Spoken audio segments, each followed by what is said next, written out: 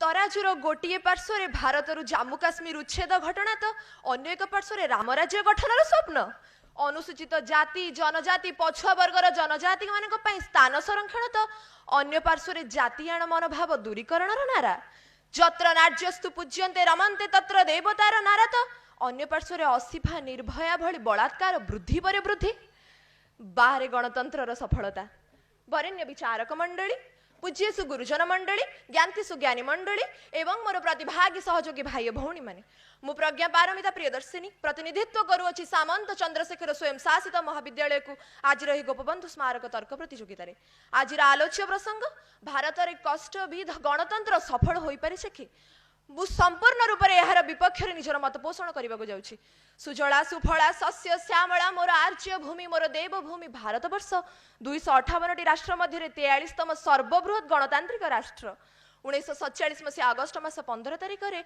स्वाधीनतार स्वाद चाखिला 26 जनवरी 1950 मसीह भीमराव आंबेडकर द्वारा प्रणीत होता सर्वप्रथम गणतांत्रिक संविधान। अतएव गणतंत्र अर्थ कौन? गण अर्थ जनसाधारण, तंत्र अर्थ साधन।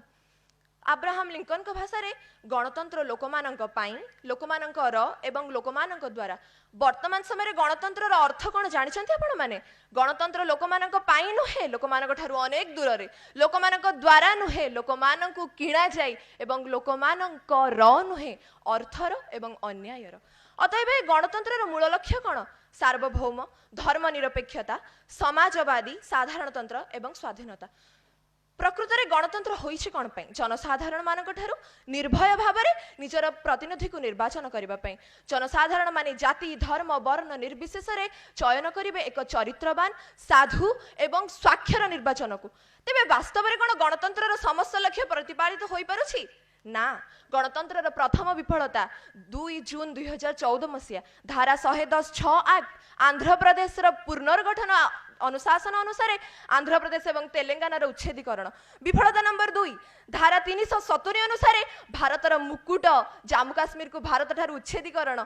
विफलता नंबर 3 जातियाण मनोभाव दूरीकरण करने को जो मैंने नारा दौरान से अनुसूचित जाति जनजाति और समस्त पछुआ वर्गर स्थान संरक्षण कर लगी।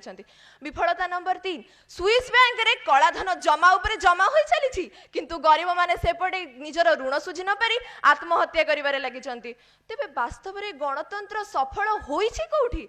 এই গণতন্ত্রর বিফলতা পছর প্রমুখ কারণ কোন জানিছন্তি? আমার অস্বাক্ষরতা হার, আমার টঙ্কা প্রতি প্রলোভন, গরিবী বড়িবারে লাগিছি, বেকার সমস্যা বড়িবারে লাগিছি। গণমাধ্যম যোটি 5 পয়সার জিনিস হউছি তাকু 500% করে দেখাও যাউছন্তি। তেবে গণতন্ত্র সফল হব কোठी? যদি কৌনসি নিয়ম দেশর অগ্রগতি পছরে বাধা সৃষ্টি করুছি তেবে সে নিয়মକୁ সময় অনুসারে পরিবর্তন করিবা দরকার। যদি কৌনসি নেতা নিজর পৈতৃক সম্পত্তি ভাবি রাজकोषକୁ शून्य करी चली तेबे से नेतार ए देश में कौन जरूरी नहीं। जदि वास्तव में आमको गणतंत्र को सफल करने को पड़ो ना तेबे आमको निजर मानसिकता वृद्धि करने को पड़ो नहले सीमा पार संघर्ष असिफा निर्भया भली बलात्कार घटना दिन को दिन वृद्धि कर चलो आम हाथ उपर हाथ धरी बसवा। ए गणतंत्र विफलता पछरे कौ मैंने अच्छा जानते? आम निजे जनसाधारण गोटे जनसाधारण अर्थर बशवर्ती हो प्रलोभित हो निजे एक अशिक्षित जनजाति को निर्वाचन में प्रतिनिधित्व कर शासन भार ग्रहण करुचे। जदि शिक्षा मंत्री पाखे साक्षरता हार 10% थी तेबे सेवा केमिति देशर साक्षरता को 100% रे पहुंचेबो? यह तो केबे भी संभव नुहे।